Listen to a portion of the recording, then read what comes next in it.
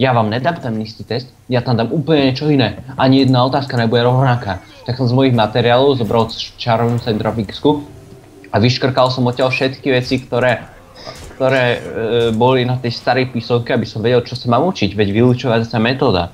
No než som to išiel písať a dal mi tú istú písomku a keď som to videl, tak som si hovoril, že zhoríš v tom najhorúcejšom pekle, budeš sa mažiť v potu, ty hajzol, ty sa nenávidíš ťa. Ľudská hyena proste nič oproti tebe. Ako to proste mohol urobiť? On nemá srdce, on nemá limity, on nemá nič. Šaňo, chceš... Daj si facku, Šaňo. Drž papu a daj si facku. To je všetko. Naučil, nikdy nehraj žiadnu hru proti Šaňovi. Lebo v každej hre je niečo, čo sa dá strapniť. A Šaňo má ten talent, že on vyhľadá tie trapné veci. Ale to by nebol taký obvyklý talent. Ale on vyhľadá tú najtrapnejšiu vec z tých najtrapnejších vecí. A on to začne hrať, potom ťa s tým porazí a to je, keby ťa porazil invalid, proste niečo, proste troll.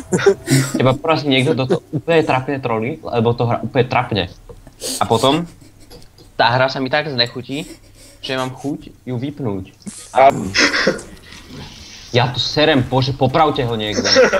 Čajo, teba, ty kokos, mala matka utopiť v umývadle, keď sa narodil.